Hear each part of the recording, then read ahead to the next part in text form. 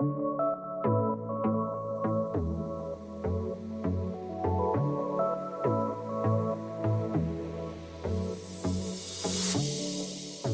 everyone. Welcome back to the Nuance Needed podcast. I'm Amanda.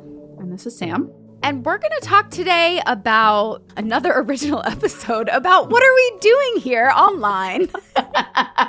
I know we've never taken this route before, so we're really going to explore it. But this got brought up because we were both kind of figuring out what we felt inspired to talk about today. And I brought up my current relationship with content creation. Mm-hmm. And I guess I'll start. I'll repeat basically what I said, and I'll clue you all in on the conversation, and then we can circle back. I am feeling like I am in, saying it offline with Amanda, I used the word flop, and I think that might be a little strong. I am feeling like I am in a content creation slump right now, not only because all creators have experienced a pretty significant drop in reach in the last couple of months since the last big algorithm update that they did. But I am feeling, if I am totally vulnerable with it, I am feeling very overwhelmed at the demand that is being placed on content creators from consumers of it has to be edited and it has to be catchy and it has to be short and you have to teach me everything in 7 seconds and you have to do video and you have to have perfect graphically designed carousels and you have to be on every single trend. And if you haven't been doing trends, you have to do trends. And if you're yapping, you have to be a better yapper and you have to have the right microphone because people like the microphones and you have to be doing different angles and you have to be doing a faster pace and it has to be this. And you know what? Like if your content's bad, it's because of you. It's not because of the demand. It's just because you're a bad creator and you're boring and you haven't kept up with it. I agree. I mean, I feel like I can, hopefully this isn't boring to you guys listening, but like, no. I feel like one of the most fascinating things is, right, like I got onto Instagram in like 2019 where it was still of the age where like, if you just learn how to make graphics, I remember I like spent a lot of money to like buy this set of graphics from Morgan Harper Nichols, actually. And she licensed them to this like app and I bought those and I made them look really pretty. And, you know, all you needed to do was learn how to, right? Instagram started, you had to be a good photographer. Then you had to learn how to be an amateur graphic designer. Then you had to learn how to like be a performer and do dances and do trends and be funny. And then you had to learn how to basically, you know, be a public speaker, be a professional videographer, be a video editor, be a podcaster. Now you have to do everything all at once. Yeah. It is just wild to watch how the expectations just rise. And there's a famous quote, I know that you have heard of him probably, Sam. Let me not butcher this. Okay, an economist, John Maynard Keynes. John Maynard Keynes. Yeah, there you go. I'm sharing this and Sam corrects the name.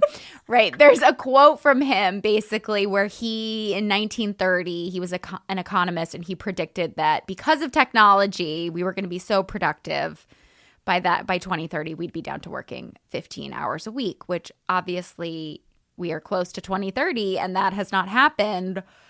And instead, everything with technology is just like the bar is raised. And I think especially with AI, right? The bar is just like now people claim they're running companies with like 2 people because of AI. It's just exhausting. And on TikTok, since they've been bought by Larry Ellison's family. Yeah. What is the current state of TikTok? I have not been on. So I can't speak to anybody else. I will sometimes go to other creators that have comparable followings to mine. So I have 250,000 followers on TikTok. And I will go to other creators that are comparable in that neighborhood. Mm-hmm. And I will look to see like the reach that they are getting. Because a big video for me now is 10,000 views. Yeah, which is crazy. And at my peak, that used to be a low video for me. There was a time where I was averaging anywhere from like 50 to 100,000 views per video. Yep. And now the last couple of months, on every single one of my videos, I will go 2 hours and I will maybe have 600 views on a video. Mm-hmm. And then at the bottom of every single video, in fact, I'll read it to you right now what it says. It says, turn your video into a view magnet. Spend $25, get 10,000 views. Mm-hmm. It says that at the bottom of every single one. Want to reach a larger audience? Turn your video into a lead magnet. Spend $25, get 11,000 views. Well, it's like what we were talking about in like the clipping economy episode we did. It is really pay to play. Even what looks like organic reach is not anymore. And the reason like we're bringing this up, because I'm sure you're listening to this and you're like, I do not care about content creators moaning about what they're doing. I think it's a larger shift of we're consuming faster and more. And it's we're coming up on a sustainability issue. Yes. Like there's only, because I think everybody is under this illusion that we've made our lives so efficient, which then makes your life easier. But all that happens is when you condense everything into smaller chunks, you allow room for more chunks in there. Mm-hmm. And so I personally don't know how the internet can keep up with this hockey stick of demand and content. And I just don't, I don't know. Mm-hmm. It feels like too much. Mm-hmm. And I think even for me, like when I put on my consumer hat role as opposed to creator, I feel like as a consumer, I'm like, it all feels the same. Everybody's videos look the same. Mm-hmm. Everybody's using the same type of editing style, the same type of hooks, it's the same trend over and over and over. Like right now as we're recording, the whole like Netflix documentary thing is taking off. And it just feels like it gets to a point where it's not interesting anymore. I agree. It's not interesting. Lately when I've been online, I'm like, this is not interesting. No. Anybody who has original thoughts, I don't hear from them. Yeah. They're very hard to find. And you have to be like very intentional about once you do find somebody to follow them.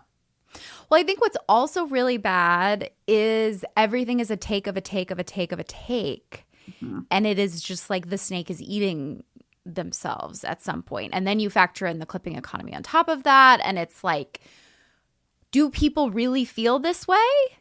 Or are people so incentivized to have a take about everything, specifically things that you know like are trendy or will get people to react? Like I'm thinking about like Taylor Swift and her wedding. Do people actually feel this way? Are these takes really that takes people truly have? Do they care this much? Or is it now becoming content? And people see that people are mad about this and that's trending. So then they start jumping on and they're like, oh, well, what about this point? What about that point? And they start making those points too. And it's just like, if we all didn't have a microphone, would we be saying these things? Would we really care this much? While also like not caring about things we probably should care about. Right. Like you only have so much care. And we're all like, well, I don't think this, because there's a lot we could say about the Taylor Swift wedding in many directions. And maybe we'll get into that in a minute. But in keeping up with like this idea of like polarizing issues, the big thing going around TikTok right now for the last like week or so is, have you heard of Voice Memo Guy? No. Have you heard of this? Well, you haven't been on your phone. Yep. Literally, guys, I accidentally left my phone at the place I was like doing a writing retreat for. So I've been without my phone. I did connect my my messages to my computer because I was at my parents' house and to be able to contact them. I literally got to the airport and I was like, I don't have my phone. What am I going to do? I don't have my phone and I don't have any way to contact anyone to tell them that I left my phone or come pick me up. I can't contact an Uber. So I'm just getting on the plane. I got a paper ticket. And yeah, so I've been without a phone for like 4 days now, which is which is a really interesting experience because I've been like fairly checked out of social media because I've been bricking my phone a lot. But normally when I brick my phone a lot, I spend an exorbitant amount of time scrolling on Pinterest, or playing words with friends or doing crosswords because clearly I am addicted. So it's been a very fascinating, like it's been really interesting the past couple of days actually to not have a phone. Like if I want to text someone, I have to go up to my office and type at my computer. I can't call anyone. I can do and also some people I haven't connected my phone to my computer since 2021. Jesus. So any new contact I have, if they don't text me first, they're not there. Yeah, so I can't text you unless you text me first because you're not in my, I didn't know you in 2021. Oh my God, you're right. So it's very silly of just like how disconnected I am and I like can't call to make an appointment for things if I need to really without using my husband's Oh, she's phone. like off grid. Yeah, so it's been really fascinating though because like I can focus watching TV. I've been a lot more present with my daughter. I'm not saying I'm going to keep doing this because I won't be able to. But I've never had this experience. Yeah. Before. I feel like, well, now you have to be like almost bullied into it. I feel like most people wouldn't be able to do it just with their phone there. Yeah. No. I don't think so. Although I was like, because even like, I mean, I set my alarm every morning as though my daughter's not going to wake me up at 7 a.m. every single day. So I've just like, I haven't been setting an alarm because I don't have a phone. And I've read almost a whole book since then. So yeah, there's a big part of me that doesn't want to go back, but obviously I'm going to. And right. We'll see if I can take any of this into my life once I get my phone back. Probably not. But it does make me be like, I've been able to watch TV without scrolling on my phone. So, I pay much better attention. Well, I'm envious because I feel like I almost feel like I need to go dark for like a week. I feel like I need to like completely reset myself with it. Like I realized today, like there was a couple times I went to film and I just wanted to be like, fuck this. Like, but regardless, the reason I brought up voice memo guy. So the story is, it might have been, the girl might have posted it like a week and a half ago, maybe. So it's a voice memo following a first or second date, I think, or maybe even they knew each other a little bit more. And this guy in a voice memo basically says, look, like, I want to have sex. I want to have sex. If you don't want to have sex, that's great. He sends this voice memo to someone that's his date. Yes. Someone that he's been seeing and getting to know. Okay. And he basically says, I want a sexual relationship. If you don't want that, that's great. But this is not going to work. Like because he was supposed to be going to her house. Okay. The next time they were going to meet up, he was going to go to her house. And he said, look, when I come over, I would really like to have sex. If you don't want that, this is not going to work.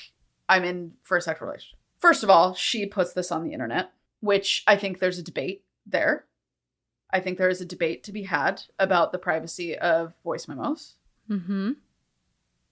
And it has now opened this whole massive debate of half of the internet saying that this man was simply laying out his expectation and he left room for her to say she doesn't want this and she'll move on.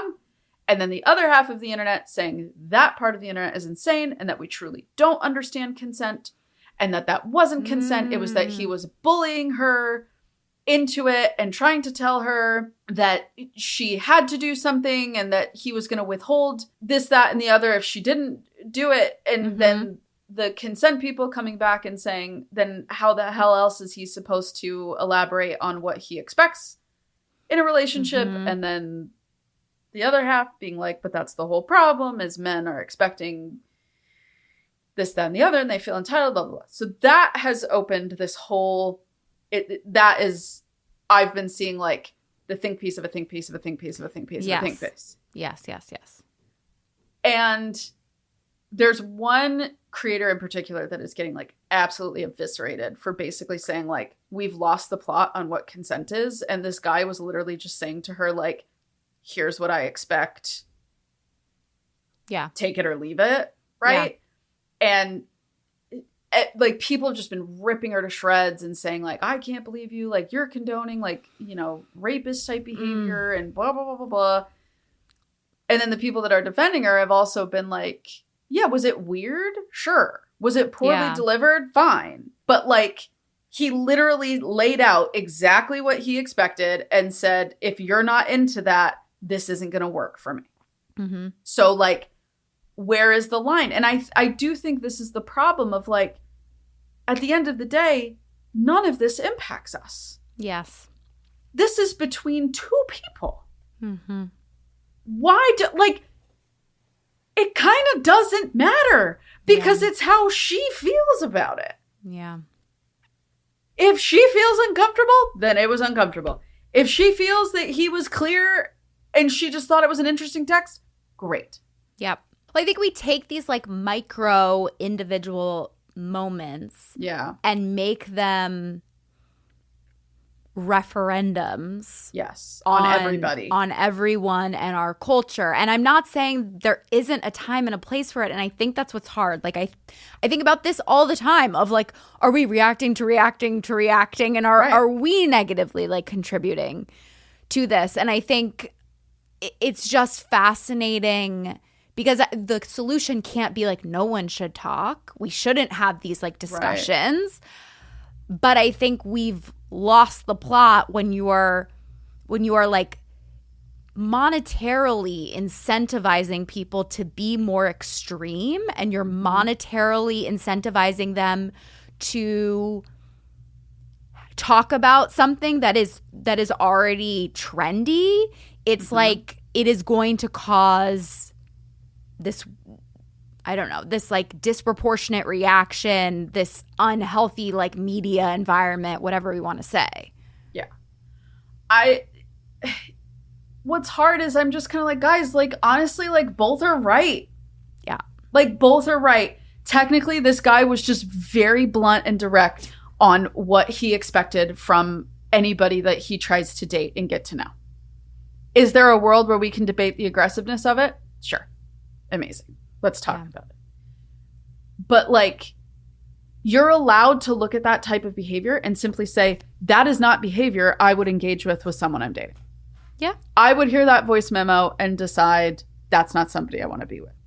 I think some of the nuance is that obviously it is, like, really, like, shitty in our culture that men are so incentivized to have sex that this situation happens. Like, yes, this is preferable than doing it in the moment or things like that. It is sad to me that he is not interested in having any patience for it developing or anything like that. But this does happen often on online dating websites anyway, where people are, like, clear that they want a sexual relationship, they want a one-night stand, whatever. So I guess I think it's interesting that people are so shocked by this. Yeah. Because it's kind of less shocking than, or less bad than just, like, you know, messaging someone on Tinder and being like, wanna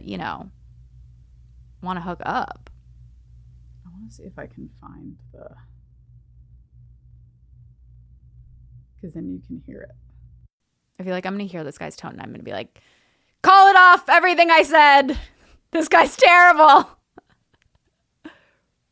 right, I figured I'd send you a voice note because it's, like, easier than, like, texting all this. But anyway, had a good time tonight. Definitely think you are lovely. However, I would love to, if we're going to go to your place on Thursday, I mean, I am looking to have that physical intimacy to see if, like, I am sexually compatible with you. So, like, if I'm going to come over, like, I would be hoping to, like, hook up, have sex, have a good time, have, like, that romantic spark and that physical spark there for my own sake, because it's hard for me to continue dating someone and seeing them if I don't know if I'm sexually compatible. So I know you said I don't know about that. So like, I guess my thing is like, what would be the point of me coming over then if we're not gonna like hook up and like cuddle and like be intimate with each other? And if that's what you don't want, that's fine. But like, I think we should just like end it here then, respectfully, just because first date, that's fine. Like, you want to get to know each other, I'm all about that. But like, I am looking to have that physical aspect there, and I don't want to continue seeing someone if I don't know if that's good, if that's not there or not. So up to you. Let me know. I'm happy to, if you do want me to come over, I'm happy to do so. Would love to have a good time, and we can have some wine, hang out, and that's the end of it. So he was doing well until the end. Not well, but I don't know. Someone's gonna come after us and be like, "You're condoning this." I don't. But what's being condoned? Yeah. Like there's a part of me that's like, you don't have to like it. Yeah, I agree. I would rather him be doing it this way than go to her house and have this conversation at her house. Mm-hmm. And again, I'm not trying to like say like, oh, the bar is literally in hell. Like, just like lay on top of it and you'll be fine. No, but like, he's literally telling you exactly how he is going to go about dating. Yeah. And if you don't like it, you can say to this guy, that's not going to fly for me. Yep. And if it makes you that uncomfortable right out of the gate, this probably isn't a person you want to build a long-term relationship with anyway. Totally. So I struggle with this very intense, like, this is indicative of a larger problem. I'm like, this is not new. I agree. And I also think, like, I'm thinking about, someone had said to us, because we did write, when we had Dr. Audra Horny on. It's really funny that her last name is Horny. And she's a men's therapist. I know. I'm sorry, I'm 10. It's too much. I know. I love her. She's the best, but it's too much. You have to giggle at it. Right, when we had her on, someone said, they said that, like, they know that we did the episode with Dr. Audra, kind of like advocating for like men's health. And, she kind of talked about men's mental health and what happens. And it made me think about, maybe this is also a guy who's like trying to kind of be honest, like sloppily. Yeah. And we don't like it. But again, I think that, and you can say like, I wish men didn't overly focus on sex and things like that. But I feel like it was an attempt, and it doesn't seem like it was done in bad faith necessarily, because it doesn't seem like there was pressure. He didn't send her like a dick pic, right. He didn't, any of that. But yeah, it just, so like, to me especially, remember when Jonah Hill, all those text messages with him came out? Mm-hmm. Like, to me, there's a very big difference between him. Mm-hmm. And for those of you that don't remember or didn't hear about it, it was like a couple years ago, and he basically was like using therapy speak and weaponizing it against his girlfriend by basically setting a bunch of rules for her and like saying that they were boundaries. And it was so inappropriate and ridiculous. It was like, you're not allowed to hang out with men. If you hang out with men, I leave the relationship. Like, you're not allowed to wear bathing suits, and she's like a professional surfer. Like, if you wear bathing suits I don't think are good, I leave the relationship. And it was like, no, you're trying to punish her. You're trying to control her. A lot of the boundaries were about what she could or couldn't do. Right. And then they were like basically sort of ultimatums. So, I'm trying to like think about it from, that's to me, because I could see someone being like, well, what about that? That was indicative of our culture. Why did you think that? And to me, that was different. It's like the weakest, worst argument I've ever made. But I don't know. Do you want to save me here? Yeah. I am truly not trying to condone like bad behavior or apologize for somebody, because it was clunky as hell. That voice note. It was clunky as hell. It was weird. It was intense. It was kind of like, okay, bro, like, you want sex by night one, great. But also, like, okay, if we're going to get mad at that, then I want everybody to stop participating in hookup culture. Yeah. I don't think it is the most absurd thing in the world for somebody to clearly state, like, honestly, sexual connection is really important to me and I'm in this for that. And if you're not interested in exploring that, I know right off the bat you're not for me. Yeah. We can sit and say, like, ooh, is there a part of him that's unhealed and he should do some more work about emotional vulnerability leading up to sexual intimacy? Sure. Mm-hmm. There's a conversation for that. But again, this would be a completely different conversation if she had recorded this while the two of them were in person at her house alone. Yep. No go if you are sitting there demanding sex from somebody when you are together. Yep. No, not going to work ever under any circumstance. Yep. This, where he's like, hey, had a great date. We had this conversation. I just want to follow up before we get anywhere that this is what I'm looking for and this is what I'm interested in.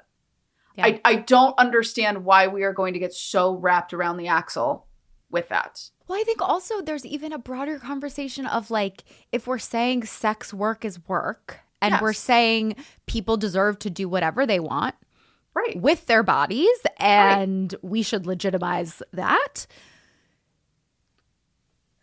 Obviously, like, this isn't a situation where someone's paying for sex or anything like that, but if we want people to be able to, like, be honest with themselves, you know, if they're interested in sexuality, be able to not repress it and ask for what they want in a healthy way, I think you have to, like, allow that to be able to exist.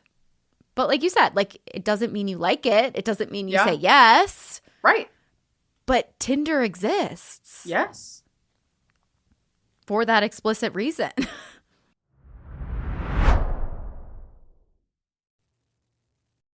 All right, if you're listening to this and feeling like something is landing, like you keep hearing yourself in what Sam and I are talking about, I want you to pay attention to that because when that happens, it's not a coincidence.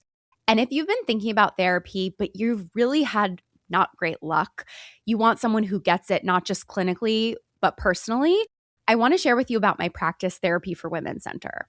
All of our therapists have actually been through the things we treat, whether that's trauma, anxiety, eating disorders, parenthood.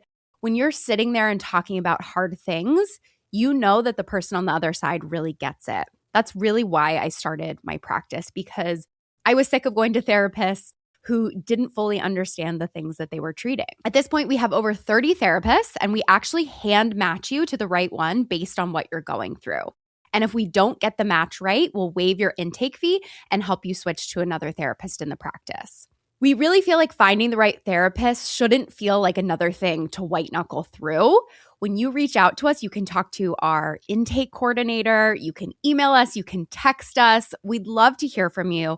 We serve 42 states online, in person in the Philadelphia area, but right now we have immediate openings in North Carolina, Arizona, Florida, Pennsylvania, South Carolina, Ohio. We'd love to support you if you're looking for a new therapist. Reach out to us at therapyforwomencenter.com, or you can text us at 215-847-6749.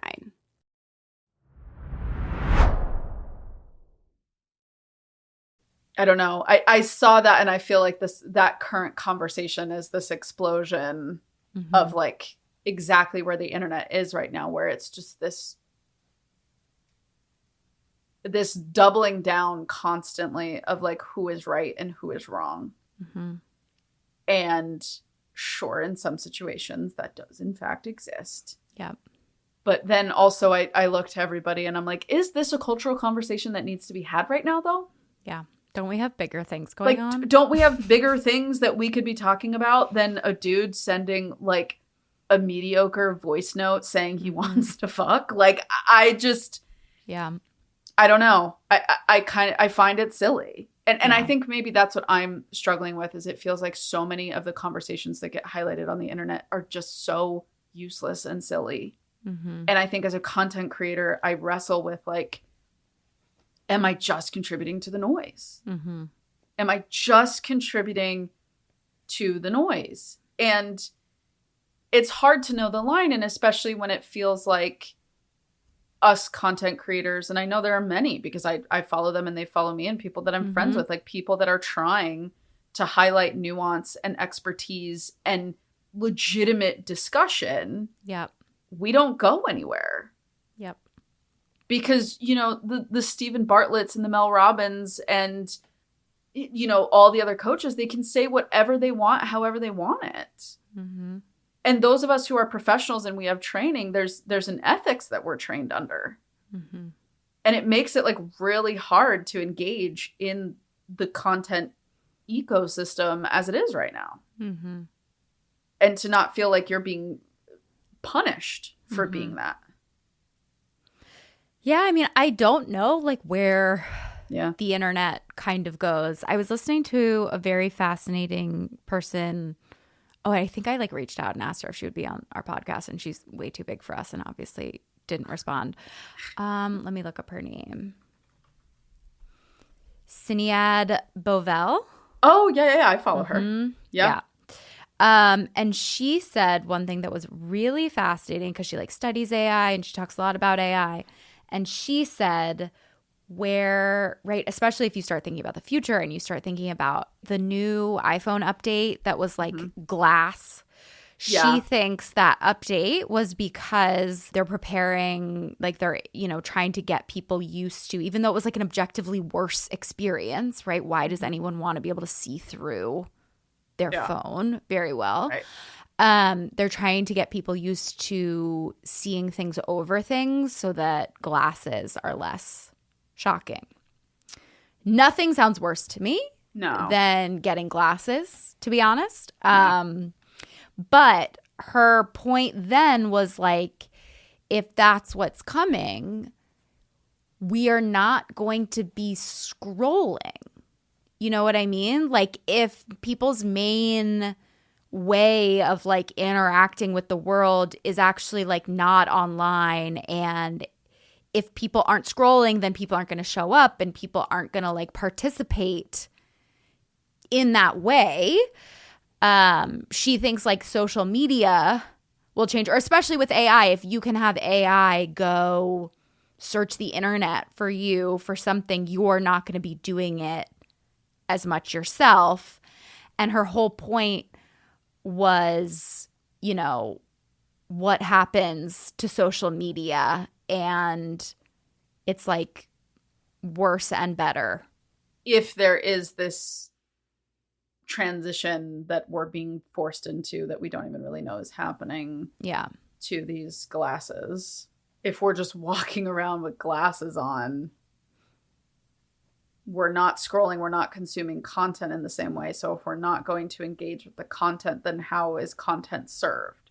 So is the content creator going to cease to exist because the content creator will be AI?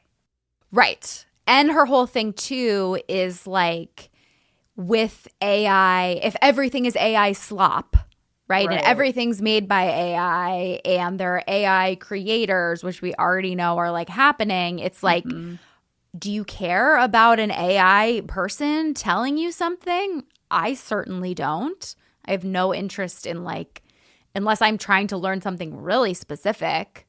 Like, I'm not interested. Like, AI influencers are the dumbest thing I've ever heard. I know. Yeah. That it means nothing to me. I'll put this link in the show notes. But yeah, it was kind of all about how like AI just kind of makes things like not interesting, especially because like AI, like, and I think Mosseri came out like a couple weeks. I think I sent you that. He like came out a couple weeks ago and was like talking about how AI is basically an existential threat to Instagram. Yeah. But also we can't do anything to stop it. And oh, well. I guess what I find fascinating right now is this complete capitulation to this threat that is going to impact every single one of us. Mm-hmm. I just find it fascinating that we're all just supposed to be like, because of money. That's it. Right? Yeah. Like, too bad. Our investors. Like, the stock. I don't understand. Like, what? Like, this is what she said that is bone chilling. She wrote in an article, I guess, titled The Post-Reality Era.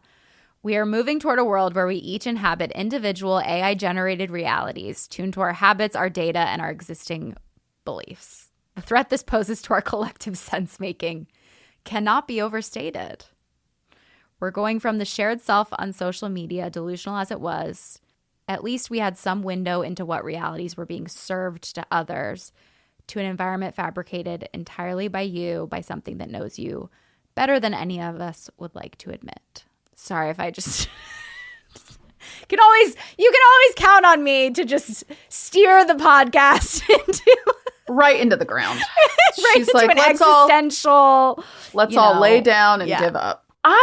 Okay. Did you watch that documentary that this guy did on AI very recently? I can't. Oh my God. Let me look up he got like Sam Altman on there, and the AI doc, or How I Became an Apocalyptimist. Oh, okay. So the guy who made it, his last name's Rohr. He was following along. The story is he was following along with AI. Yeah. And kind of really uneasy with it. And then his wife got pregnant. Mm-hmm. And he decided, he's like, well, I'm going to go to the source and I'm going to figure out what is going on.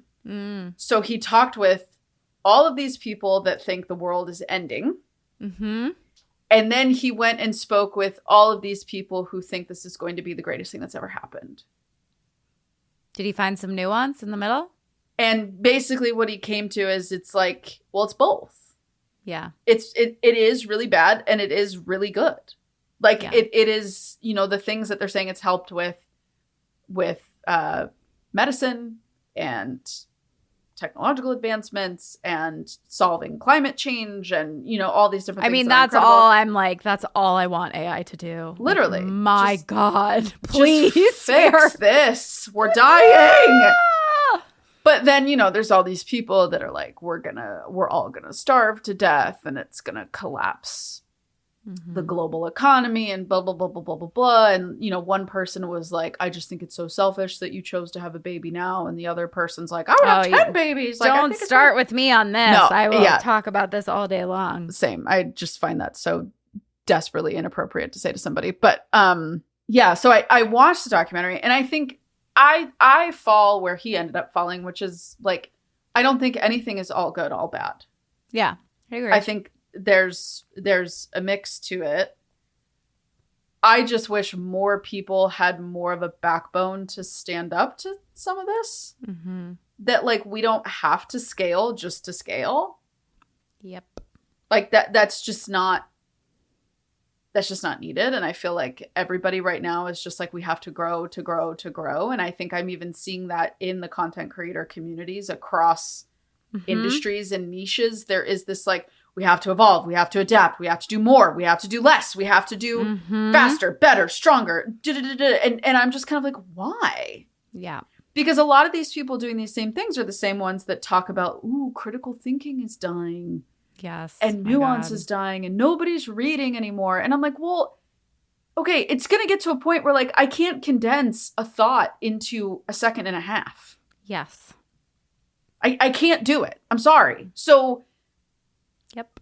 Like, we all have a say in choosing to engage with long form content again. We are not being like forced into like short form consumption. Yep. We still have a say. We can go find, long form articles. We can read books. We can watch long form YouTube videos. You can watch longer content. You can challenge yourself to stay for the entirety of a 60-second video to learn Bring something. back friction. Bring back friction. Like, bring back learning and being exposed to like, oh, I don't understand this yet, so I'm going to sit with it a little longer. Like, we don't have to just capitulate to this, I guess I have to consume everything in 2 seconds for the rest of forever. Mm-hmm. We're very intelligent beings, and we can challenge ourselves to say, ooh, my brain has been a little rocked by the technology that I'm exposed to every day, so I'm going to intentionally push myself and challenge myself to not lose those skills. Like, all of you have the right and freedom to do that. We do not just have to bend over simply because someone has told us there is this new thing. Here. I completely agree. Before you even said that, what I kept thinking was like, we do have agency. We have to. It would be much better if we had more informed consent.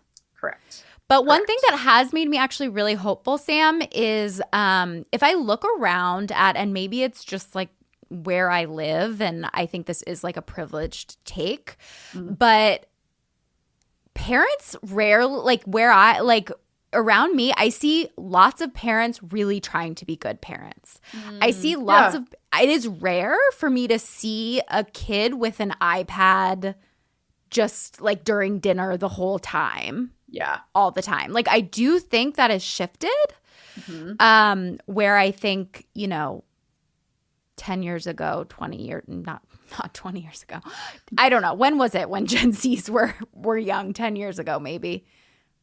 Yeah, it would have been 10 years ago. About 15, whatever. Yeah. Right. Like the Gen X's, I guess, were raising Gen Zs. Like I do think that millennials are trying really hard, and I do think we have like sounded the alarm about things. Obviously, I have a lot of concerns with AI and like AI schools and all of that. But what I've been hearing lately is parents are doing parents are, watching their kids with technology much more, and it's schools that are more of the problem because they integrated everything to look like we're doing everything and we need to keep up and all of that. And they haven't necessarily had the time to bounce back and like readjust and things like that. So I don't know. That's given me a little bit of hope because sometimes I, I'm very concerned about my daughter and the world that she's going to grow up in. But we can do things. I mean, we like, and there is a part of me that's like, good that social media is bad. Maybe it'll make people be more offline. Like there was hope. I do feel like people have wanted to be more analog. Like that is trending. Obviously, I roll my eyes a little bit at like the extreme online people who their whole account is like glamorizing offline while they're online. Right. Yeah. No. I know. But there are things. I don't know. I think we can bring back, like, I do think it becomes a point where it's not good anymore and people just like don't like it and they start to rebel, which would be great. Yeah. Because then you have to make a better product. Yeah. So I'm also seeing more people on the subway read books. Oh, that's like nice. Physical books. I see people bring up books. Well, it's changed my perspective of now, like if I'm even like with leaving my phone in North Carolina, like I would have lost my mind last year if that happened and I would have been really upset. And I was just like, it's an opportunity. It's an opportunity for me to recapture and re-remember what it was like to not be chained to my phone. So even like if I'm in line somewhere, I'm like, well, this is an opportunity to practice being able to wait in line. Yeah. This is like an opportunity to yeah. I mean, I don't love like the kids being like friction maxing and all of that stuff because of course they had to turn it into like a challenge. But, like where there are opportunities, especially it's like, I don't know, I think all the time about, if we can't wait in line, we're not going to be able to vote. Right. Like we need to keep that skill. Right. Until things catch up. I mean, hopefully, mail-in voting has been protected temporarily at least, but we do need to be able to have patience. It is important beyond just like a virtue. It's like actually good for your mental health and your quality of life. I think to tie all of this back into mental health, because that's why we're here, you do need to remember that you have a choice. And I think anytime you're feeling powerless, you have to find a way forward. Like you have to tap back into the reality that like you do have a say and you do have choices and there are options and nothing is like written in stone. And I've had a couple conversations with clients the last little bit about the power of muting accounts. Yes. If you don't feel like you want to completely unfollow somebody in the content that they serve you, mute them. Mute their stories. My hack is brick your phone and go on Instagram online because it sucks.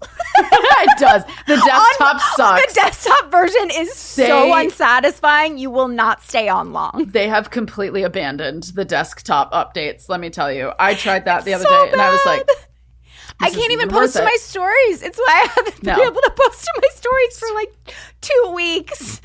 No. I like you pick the harder version and you won't like it as much. Right. That's my tip. Right. I just think, so many people I had to do that recently with a couple of accounts that I follow that I didn't love how their stuff was making me feel. And I realized I was comparing myself to them and I felt really down on myself and was getting really hard on myself. And I was like, you know what? It's not these people's fault. I don't have to unfollow them. They're not doing anything like necessarily bad. Yep. But I'm going to mute them. For right now, with this stage that I'm in, I need to mute them. And I think the little control that we have over these algorithms and these systems to wield it with impunity. Like to just do whatever you need to do to make it survivable. Because I think it's awful, some of this content that we're getting served with. And I've shared like even my experience when I first was getting into my relationship with my boyfriend now. Like it was horrible. I couldn't engage with it at all because the dating content was horrific. I mean, think about what algorithms are. They literally take your biggest fears and insecurities and then create content geared to that. Like it is like a nightmare when you think of it like that. Literally a nightmare. Unless you specifically like search animals all the time. Yeah. Right? Like dog videos. And then even then you end up with like, this dog got put down. Yep. Here's a compilation of day in my life putting my dog down. Like and then you want to just lay down in the road. Because you're like, what's the point? All dogs die. And it's like, right, true. but not like that and not in this moment, And your dog is 2. So like, got some time, hopefully. But yes, this is the problem. We have never been more in tune with how fragile and precarious life is. And it's unfortunate. I think a lot about how I did some of this research and I discarded it from my book. But I learned a lot about like the history of the word danger and safety. And it's fascinating just how much like culturally what you're exposed to changes what you think is most likely to happen. Like in the 80s, everyone was terrified their kid was going to be abducted because of milk cartons. Right. People don't really worry about that anymore. We're all worried about sleepovers because that's what's trending on TikTok. So I'm not saying I am great at this because I spend a lot of time worrying about my child slipping and dying in my pool. But it is just interesting and important, I think, to check ourselves.